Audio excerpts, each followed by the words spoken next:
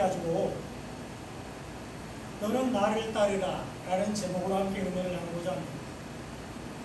오늘은 마태복음 8장을 살펴보겠습니다. 예수님이 산상수훈을 마치고 산에서 내려오셨을 때 많은 사람들이 예수님께 나와왔습니다. 자신들의 병을 고치기 위해서, 또 어떤 사람은 하인의 병을 고치기 위해서, 또 귀신을 쫓아내주기를 바라고 많은 사람들이 예수님께 나왔습니다. 그러자 예수님이 그들의 질병을 고쳐주시고요, 귀신을 쫓아내주셨습니다. 그런 다음에 예수님이 바람과 바다를 꾸짖어서 잠잠하게 하셨습니다. 예수님은 이 모든 표적을 통해서 복음을 전하기를 원하셨습니다. 예수님은 이 모든 권능을 통해서 자신을 따를 제자를 부르시고 있습니다. 너는 나를 따르라 이렇게 말씀하셨습니다. 오늘 말씀을 통해서 예수님께서 행하신 표적에 대해서, 기적에 대해서 살펴보고, 또 우리가 어떻게 예수님을 따를 수 있는지 살펴보면서 은혜를 나누고자 합니다. 예수님은 많은 사람들의 질병을 고치셨습니다. 오늘 보면 2절에 보면 한 나병 환자가 나와 절하며 이르되 주여 원하시면 저를 깨끗하게 하실 수 있나이다. 이렇게 예수님께 간청했습니다. 그 당시 나병은 죄의 결과, 죄 때문에 생기는 병이라고 생각했습니다. 그 당시에 그렇게 생각했습니다. 그래서 부정한 병으로 여겨졌습니다. 그렇기 때문에 단일 사람들과 함께 살지 못하고 따로 격리되어서 지내야만 했습니다. 당연히 나병 환자는 사람들이 모이는 곳에 나올 수 없었습니다. 그런데 이 나병 환자는 용감하게 예수님 앞에 나와서 은혜를 구하고 있습니다. 주여 원하시면 깨끗하게 하실 수 있나이다.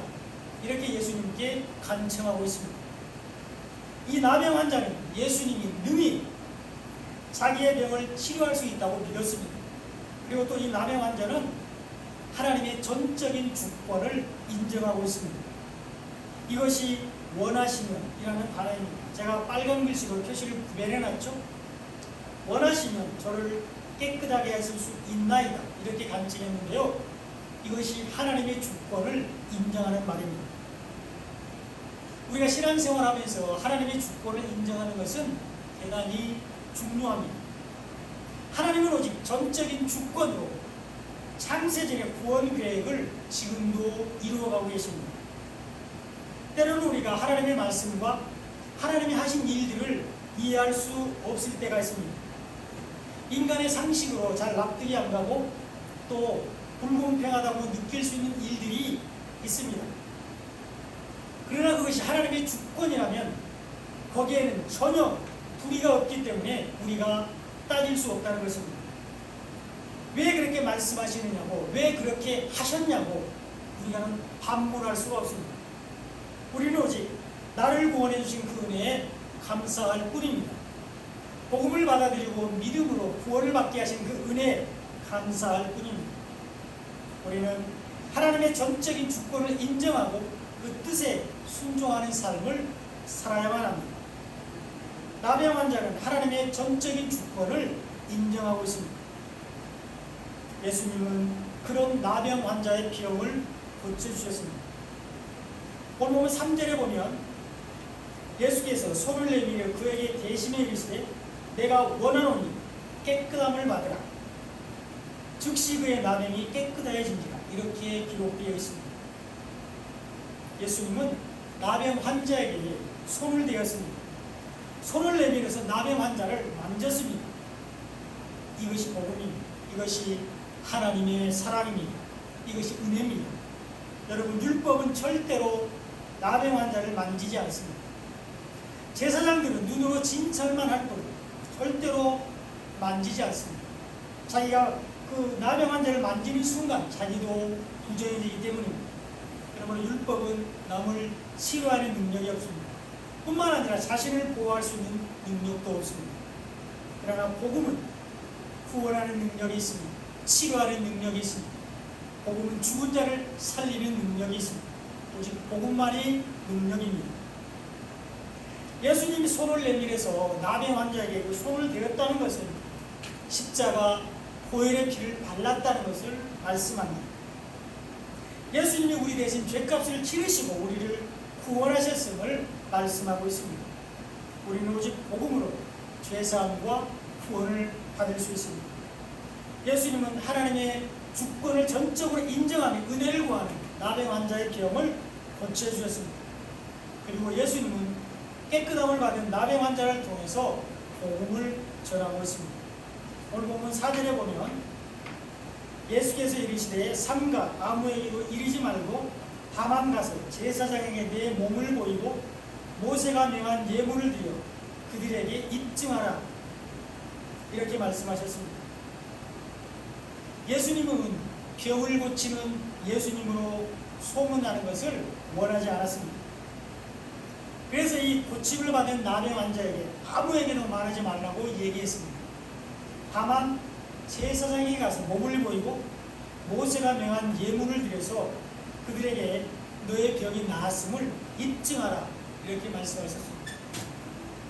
여기서 입증하라는 말이 바로 예수님이 오셨다는 것을 전하라는 말입니다. 그 예수님이 복음을 전하러 오셨다는 것을 증거하라고 말씀하시는 것입니다. 예수님은 모든 일과 모든 말씀을 통해서 오직 복음을 전하기를 원하셨습니다. 예수님은 권능이나 기적을 베풀러 오신 것이 아니라 복음을 전하러 오셨기 때문입니다. 예수님이 말씀하신 이 고침을 받은 나병 환자가 제사장에게 드려야 될 예물인 새 2마리입니다. 여기 보면 모세가 명한 예물을 드려라, 그것을 입증해라, 이렇게 말씀하셨잖아요. 그게 바로 새 2마리입니다. 그것이 레위기 14장 2절로 7절에 잘 나와 있습니다. 자, 나병 환자가 정결하게 되는 날의 규례는 이러하니 곧 그 사람을 제사장에게로 데려갈 것이요, 그랬습니다. 구약의 제사장은 예수님의 예표입니다. 그죠? 아론의 반차를 따르는 제사장이고 땅의 제사장이고요, 예수님이 영원한 제사장이잖아요. 그래서 이 나병 환자가 정결하게 되었다는 것을 증명하기 위해서 제사장에게로 가야 됩니다. 무엇을 말씀하시느냐? 우리가 우리 죄를 용서받기 위해서는 예수님에게 나아가야 된다는 것을 말씀하고 있습니다. 자, 그리고 3절에 보면 제사장은 진영에서다가 진찰할지입니다. 절대 만지지 않습니다. 율법은 나병 환자를 만지지 않는다 그랬어요. 그래서 눈으로 진찰만 할 뿐입니다. 그래서 진찰을 해서 병이 나았으면 4절에 보면 제사장은 그 정결함을 받을 자를 위하여 명령하여 살아있는 정결한 새 2마리를 가져오게 하는 겁니다. 자, 그래서 이 새 2마리 중에 1마리가 예수님을 예표하고요, 나머지 1마리는 깨끗함을 받을 나병 환자, 죄사함을 받을 죄인들, 그 다음에 우리들을 얘기합니다. 그러니까 새 2마리인데 1마리는 예수님을 예표하고 1마리는 모든 죄인들, 죄를 용서받아 구속받아야 될 모든 사람들을 예표하고 있는 거예요. 그래서 새 2마리를 가지고 오면 제사장은 그 정결함을 받을 자를 위하여 명령하여 살아있는 정결한 새 2마리를 가져오게 했죠. 그 다음에 그 새 1마리를 흐르는 물 위에서 잡습니다. 여기에 잡는 새 1마리가 바로 예수님입니다. 그래서 예수님이 우리를 위해서 십자가 지시는 것을 예표하고 있습니다. 그런데 왜 꼭 흐르는 물 위에서 잡아야 되느냐?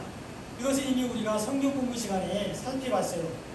물이 한번 흘러 내려가 버리면 다시 역류해서 올라올 수가 없잖아요. 마찬가지로 예수님의 보혈로 깨끗하게 된 우리의 죄가 다시 우리에게 돌아오지 않는다. 그래서 흐르는 물 위에서 잡는 겁니다.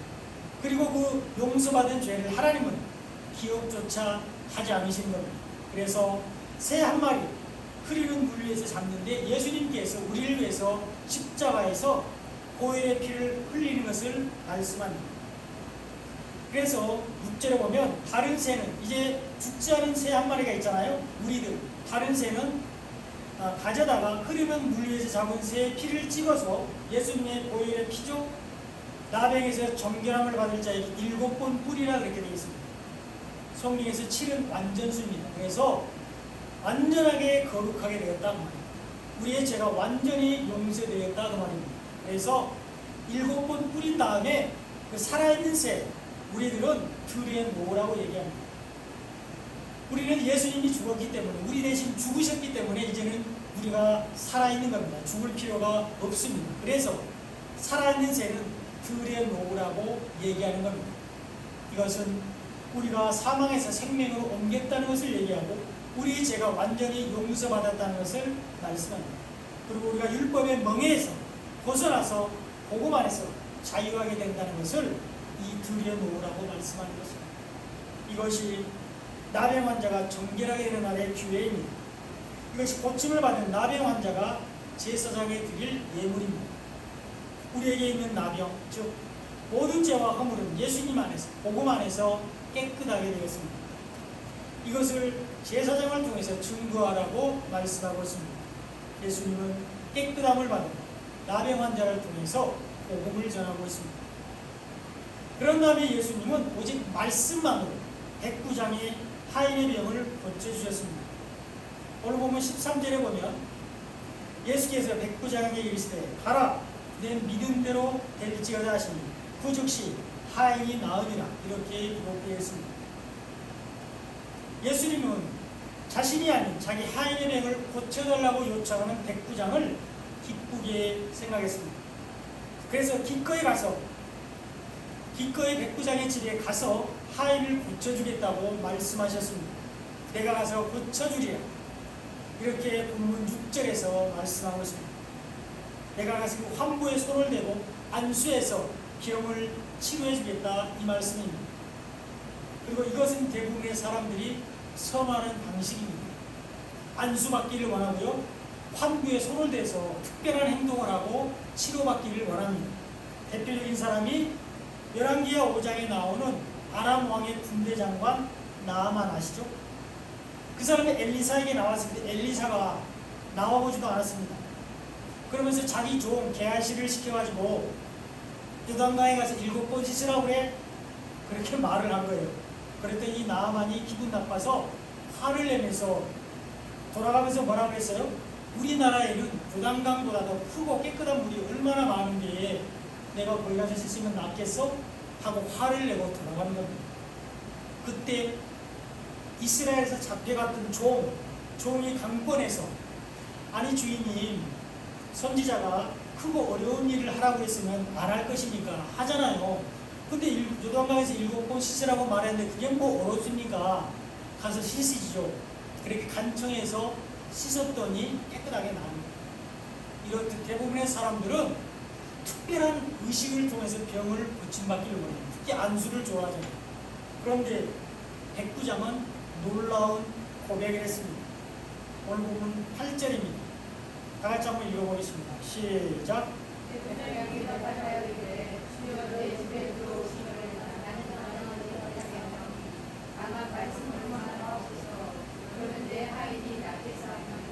아멘.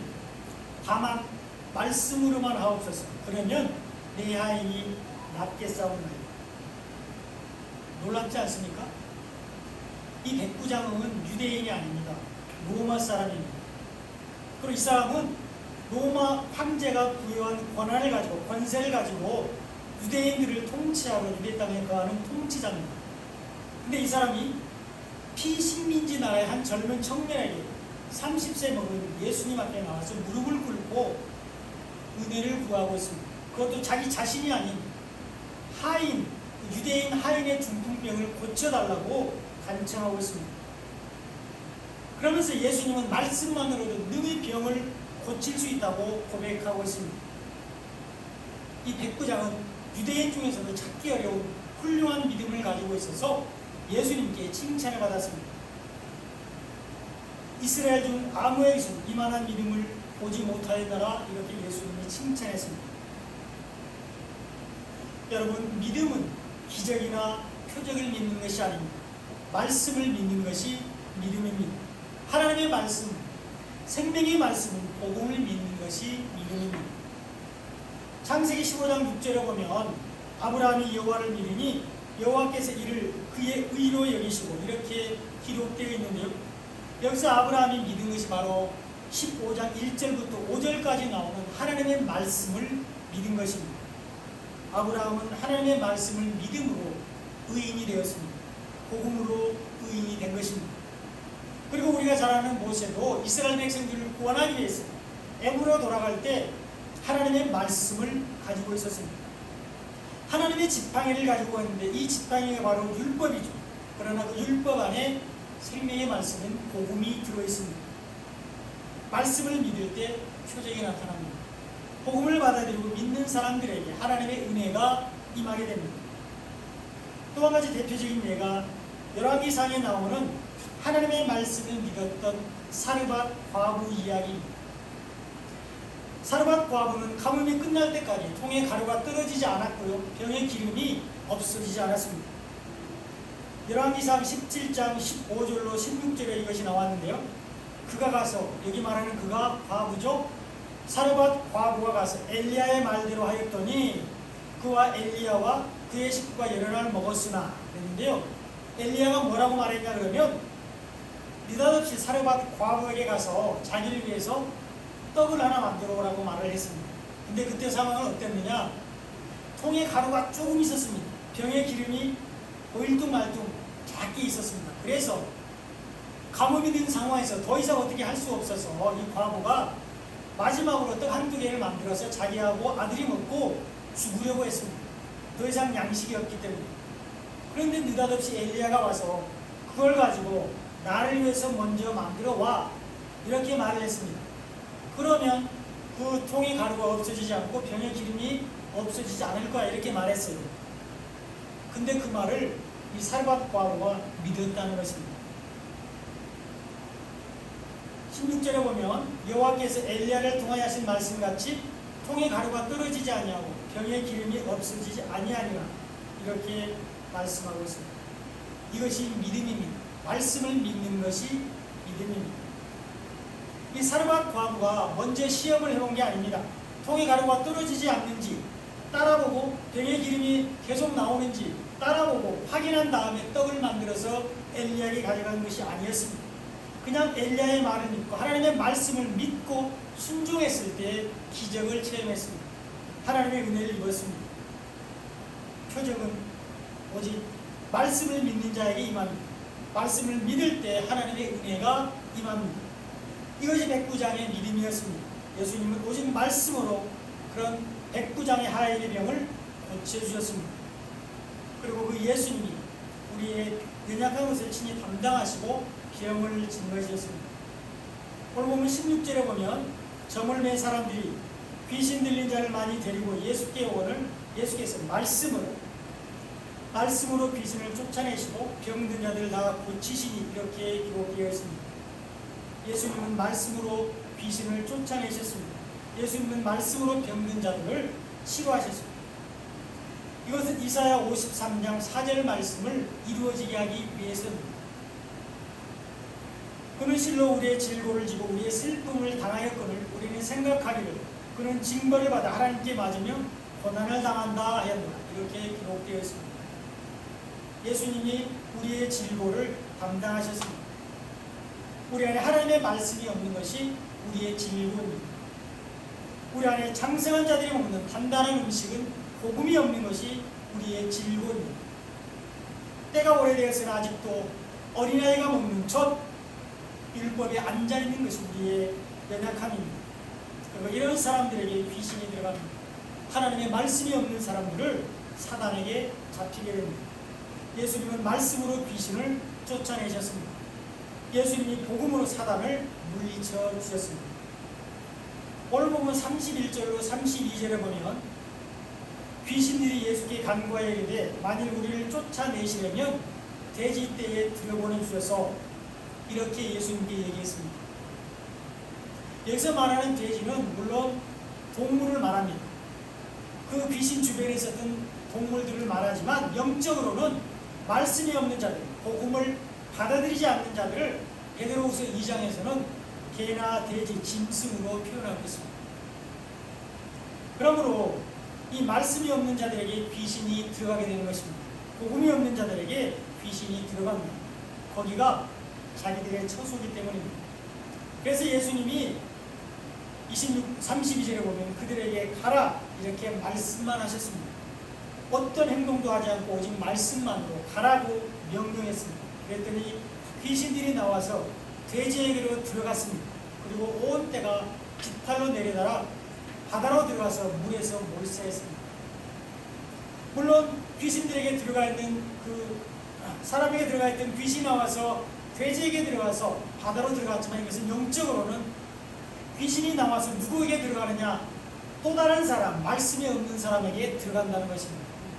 그래서 귀신 한 사람이 쫓겨나왔는데 물 없는 곳으로 다니다가 찾을 곳을, 들어갈 곳을 찾지 못하고 다시 그 집에 와서 봤더니 소재되고 청소되었거든. 말씀이 없으니까 7명을 데리고 다시 들어갔잖아요. 그렇게 돼지, 귀신들은 말씀이 없는 사람에게 들어갑니다. 그래서 그들이 간 곳이 어디예요? 바다로 들어가서 몰수했는데 바다는 성경에서 음부를 상징합니다. 지옥을 상징한다고. 그래서 그들이 당연히 바다에 들어가서 죽게 되는 거죠.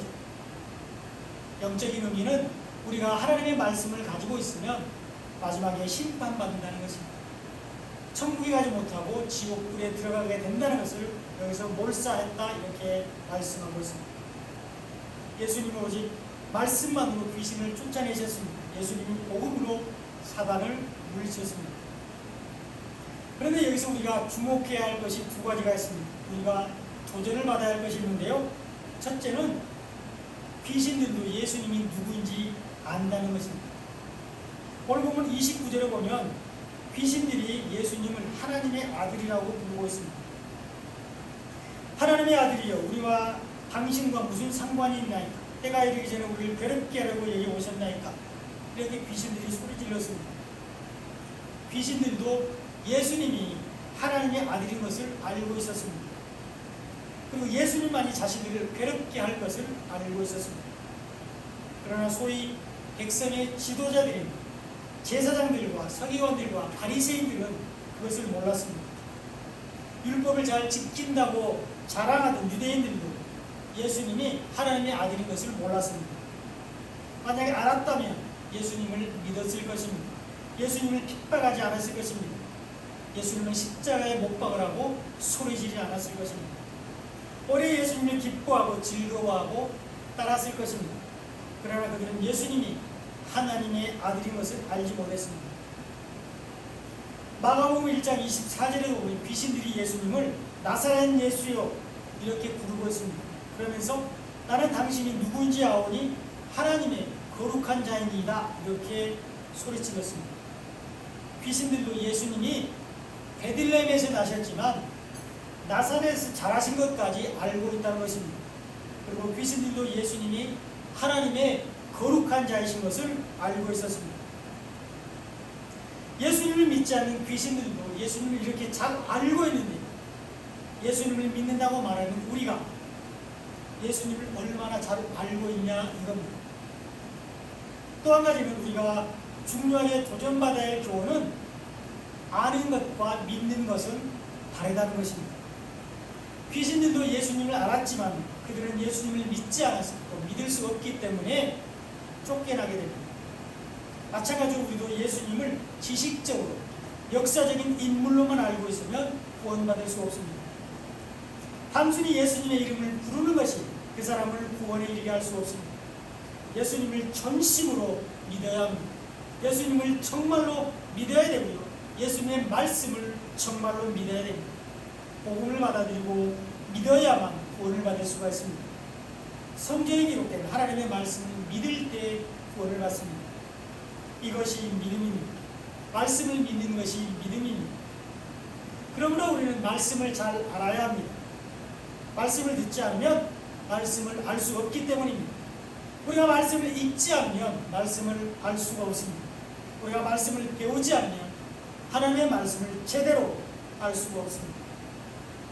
그래서 우리가 예배 시간에 빠지지 않고 참석해서 사모하는 마음으로 말씀을 듣는 것입니다. 부지런히 시간을 내서 성경을 읽는 것입니다. 바쁘지만 열심히 성경 공부에 참석하는 것입니다. 말씀을 알아야 되기 때문입니다. 말씀을 아는 만큼 잘 믿을 수 있기 때문입니다. 예수님은 우리의 연약한 것, 우리의 질고를 담당하셨습니다. 그리고 예수님이 우리의 슬픔을 담당하셨습니다. 죄 때문에 사망 가운데 앉아있는 것이 우리의 슬픔입니다. 허물 때문에 생명으로 나가지 못하는 것이 우리의 슬픔입니다. 이 죄와 허물을 오늘 본문에서는 우리를 사망으로 나아가게 하는 질병이라고 표현하고 있습니다. 그런데 우리가 오해하지 말아야 됩니다. 모든 질병이 죄 때문에 오는 것이라고 말씀드리는 것이 아닙니다. 믿음이 좋은 사람도 아플 수 있습니다. 하나님께서 인정하는 훌륭한 믿음을 가진 사람도 병에 걸릴 수 있습니다. 그러나 오늘 본문에서는 죄와 허물로 인한 질병을 예수님이 말씀하고 있습니다. 그리고 그 질병을 예수님이 고쳐주셨습니다. 우리의 죄와 허물을 예수님이 사해 주셨습니다. 예수님이 우리의 슬픔을 담당해 주셨습니다. 예수님은 우리의 연약한 것을 친히 담당하시고 병을 짊어지셨습니다. 또한 예수님이 바람과 바다를 꾸짖어서 잠잠하게 하셨습니다. 오늘 보면 26절에 보면 예수께서 이르시되 어찌하여 무서워하느니 믿음이 적은 자들아 하시고 곧 일어나사 바람과 바다를 꾸짖으시니 아주 잔잔하게 되거늘 이렇게 기록되었습니다. 제자들이 배를 타고 호수 건너편으로 가는 도중에 광풍이 일어서 배가 뒤집히게 되었습니다. 제자들은 겁에 질려서 죽게 되었다고 소리 질렀습니다. 제자들은 두려웠습니다. 그래서 주무시는 예수님을 깨워서 구원해달라고 말했습니다. 이것은 너무나 당연한 일입니다. 우리도 그 배에 타고 있었다면 제자들처럼 행동했을 것입니다. 그런데 예수님은 제자들을 책망하셨습니다. 어찌하여 무서워하는 믿음이 작은 자들아, 이렇게 말씀하셨습니다. 아니 지금 배가 뒤집힐 정도로 바람이 부는데 편안하게 주무시는 예수님이 이해가 안 됩니다. 그리고 파도가 심하게 치는 것을 보고도 어찌하여 무서워하느냐고 말씀하신 것이 이해가 안 됩니다. 더 이해가 안 되는 것은 그런 상황에서 제자들에게 믿음이 작다고 책망하는 겁니다. 이해가 잘 안 되죠.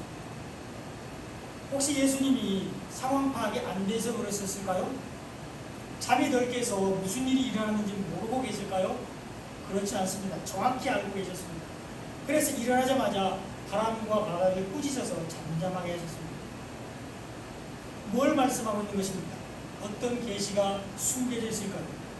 우주 만물을 지으신 분이 예수님이시고 그 우주 만물이 예수님께 복종한다는 것을 말씀하는 겁니다. 예수님이 천지를 창조하셨고 그 온 천지가 예수님께 복종한다는 것을 말씀하는 사건입니다. 또 한 가지는 믿음을 가지고 있으면 바다에 빠지지 않는다는 것을 말씀하는 것입니다. 우리가 복음을 가지고 있으면 음부의 권세를 이길 수 있다고 말씀하시는 것입니다. 예수님이 바람과 바다를 꾸짖어서 잠잠하게 하셨습니다. 그리고 이 모든 일을 행하신 예수님은 우리를 제자로 부르고 있습니다. 오늘 말씀의 핵심인데요. 오늘 본문 19절입니다. 다 같이 한번 읽어보겠습니다. 시작. 한 서기관이 나와 예수께 아뢰되 선생님이여 어디로 가시든지 저는 따르리이다. 자, 한 서기관이 예수님께 나와서 어디로 가든지 따르겠다고 말을 했습니다. 여기 서기관은 율법, 하나님의 말씀을 필사하는 자입니다. 그리고 연구해서 가르치는 전문적인 율법 학자입니다. 주로 레위 지파에서 나왔고요. 세습직이었습니다. 그러니까 아버지가 서기관이면 아들도 서기관이었죠. 하나님의 말씀을 잘 아는 사람이 되었습니다.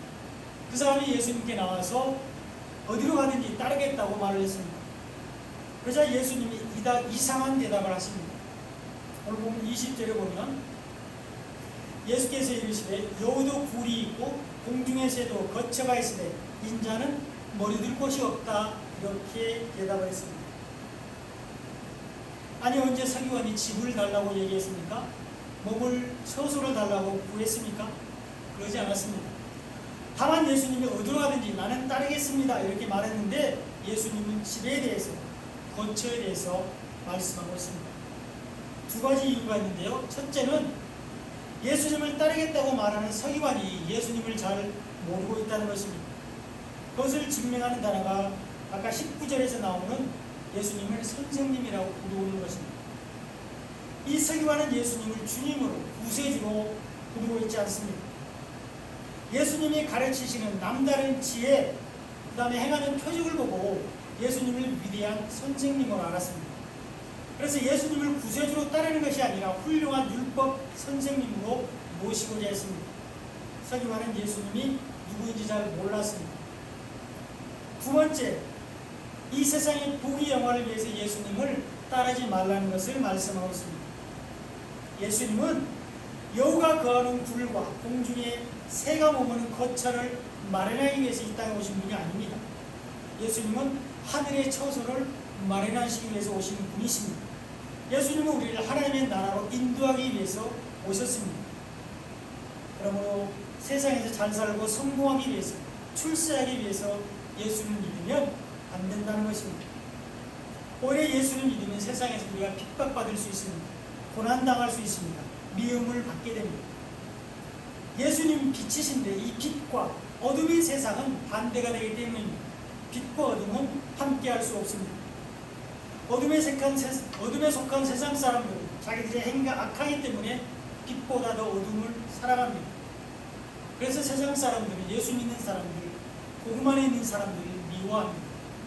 우리는 이 세상의 부귀 영화를 위해서 예수님을 따라서는 안 됩니다. 또한 우리는 율법을 다 지키고 예수님을 따를 수 없습니다.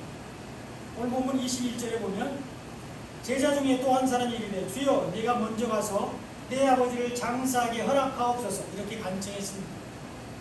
예수님의 제자 중에 한 사람이 와서 자기 아버지의 장례를 치른 다음에 예수님을 따르겠다고 먼저 가서 아버지를 장사하게 허락해달라고 요구했습니다. 그런데 엄밀히 따지면 이건 누구의 허락을 받아야 되는 상황이 아닙니다. 그렇잖아요. 자기 아버지가 돌아가셨는데 장례를 치르는 것은 너무나도 당연한 일입니다. 그런데 이 제자는 굳이 예수님께 나와서 허락을 받으려고 하고 있고, 더 이상한 건 예수님은 허락하지 않는다는 것입니다. 오늘 보면 22절에 보면 이상한 말씀을 하시죠. 죽은 자들이 그들의 죽은 자들을 장사하게 하고 너는 나를 따르라, 이렇게 예수님이 말씀하셨습니다. 예수님은 자신을 이 땅에 보내신 하나님께 절대적으로 충성했습니다. 그리고 육신의 아버지도 공경했습니다. 육신의 아버지께 사랑을 받았습니다.